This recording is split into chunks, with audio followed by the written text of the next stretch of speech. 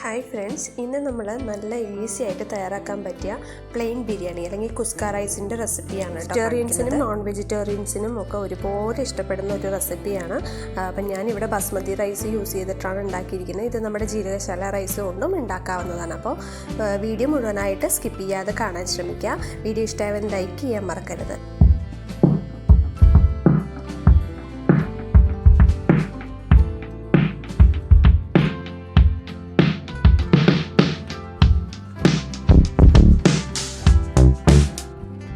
നമ്മുടെ റൈസ് തയ്യാറാക്കാനായിട്ട് 2 ഗ്ലാസ് അരി ഞാനിവിടെ എടുത്തിട്ടുണ്ട്. നല്ല നീളമുള്ള ബസ്മതി റൈസാണ് കേട്ടോ എനിക്കിപ്പോൾ കിട്ടിയിരിക്കുന്നത്. അപ്പോൾ ഞാനിത് ആദ്യം തന്നെ 3 തവണ നന്നായിട്ട് വെള്ളം ഒഴിച്ച് വാഷ് ചെയ്തെടുത്തിട്ടുണ്ട്. അതിനുശേഷം നമുക്കിതൊരു 15 to 20 മിനിറ്റ് കുതിർക്കാനായിട്ട് മാറ്റി വയ്ക്കണം.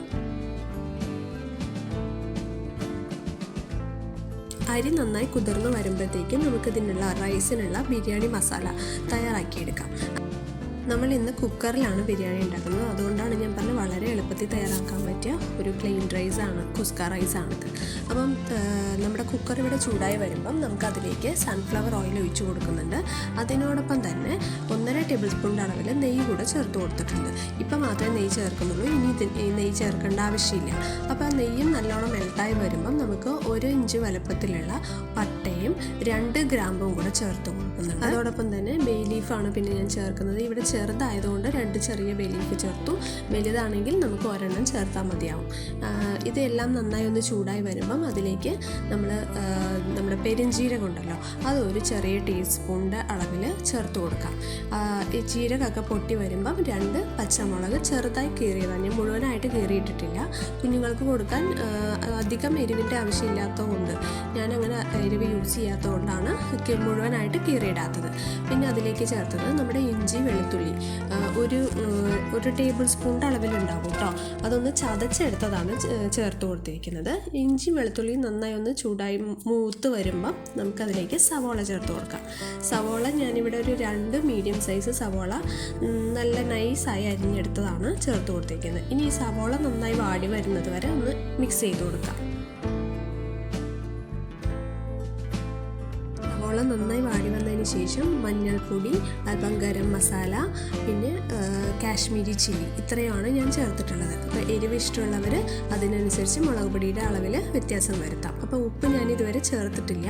അപ്പോൾ നമുക്ക് പൊടിയുടെ പച്ചമണമൊക്കെ മാറുന്നവരെ ഒന്ന് വഴറ്റി യോജിപ്പിക്കാം.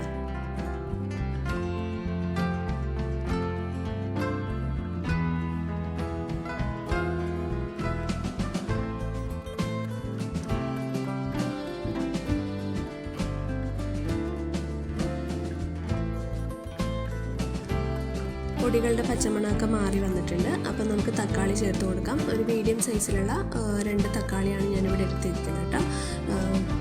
അപ്പം നന്നായി ഒന്ന് മിക്സ് ചെയ്ത് യോജിപ്പിക്കാം. തക്കാളിയൊക്കെ ഒന്ന് ഉടഞ്ഞ് വന്നിട്ടുണ്ട്.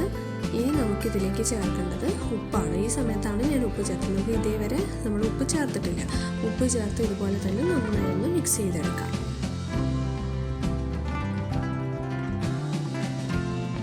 ഇനി ഇതിലേക്ക് 2 ടേബിൾ സ്പൂണിൻ്റെ അളവിൽ തൈര് ഞാൻ ചേർത്ത് കൊടുക്കുന്നുണ്ട്. ഓപ്ഷണലാണ് കേട്ടോ. തൈരിൻ്റെ ഫ്ലേവർ ഇഷ്ടമില്ലാത്തവരുടെ ലെമൺ ജ്യൂസ് ഒരു 1.5 ടീസ്പൂണിൻ്റെ അളവിൽ ചേർത്താൽ മതി. ഞാൻ തൈരാണ് ചേർത്ത് കൊടുത്തിട്ടുള്ളത്.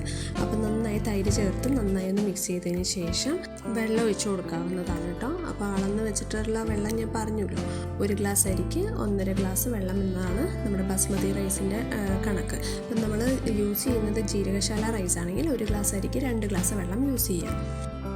ഇനി ഇതിലേക്ക് നമ്മൾ ചേർക്കുന്നത് മല്ലിയിലയും പുതിനയിലയാണ്. ചെറുതായിട്ട് അരിഞ്ഞു വെച്ച മല്ലിയിലയും പുതിനയിലയും ചേർത്ത് കൊടുത്ത് ഇതിൻ്റെ അളവ് കൂടെ ഒന്ന് ചെക്ക് ചെയ്യാം. അപ്പോൾ ഉപ്പ് മതി പോരാന്ന് തോന്നുമ്പോൾ നമുക്ക് അതിലേക്ക് കുറച്ചുകൂടെ ഉപ്പ് ആഡ് ചെയ്യാം. നന്നായി തിളച്ച് വന്നിട്ടുണ്ട്. ഇനി ഇതിലേക്ക് നമ്മൾ 20 മിനിറ്റോളം കുതിർത്ത് വെള്ളം വാർത്ത് മാറ്റി വെച്ച നമ്മുടെ റൈസ്, ബസ്മതി റൈസ് ചേർത്ത് കൊടുക്കാം. ഏതുതരം റൈസ് തയ്യാറാക്കുമ്പോഴും ഉപ്പിൻ്റെ അളവ് വെള്ളത്തിൽ കുറച്ച് മുന്നിൽ നിൽക്കണം.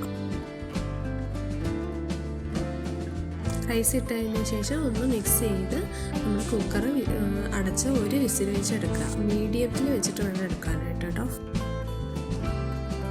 1 വിസിൽ വന്നതിന് ശേഷം പ്രഷർ പോകുന്നത് വരെ കുക്കർ അനക്കാതെ വയ്ക്കുക. അതിനുശേഷം മുഴുവനായിട്ട് പ്രഷർ പോയി കഴിയുമ്പോൾ നമുക്ക് കുക്കർ തുറന്ന് നോക്കാം. അങ്ങനെ നമ്മുടെ കുസ്ക റൈസ് അല്ലെങ്കിൽ പ്ലെയിൻ ബിരിയാണി റൈസ് ഇവിടെ തയ്യാറായിട്ടുണ്ട്. കറക്റ്റ് പാകത്തിന് വെന്ത് അധികം കുഴഞ്ഞു പോകാത്ത തരത്തിലായിട്ടാണ് നമുക്കിവിടെ കിട്ടിയിരിക്കുന്നത്. അപ്പോൾ ഞാനിവിടെ ബീഫ് റോസ്റ്റിൻ്റെ കൂടെയാണ് സെർവ് ചെയ്തത്.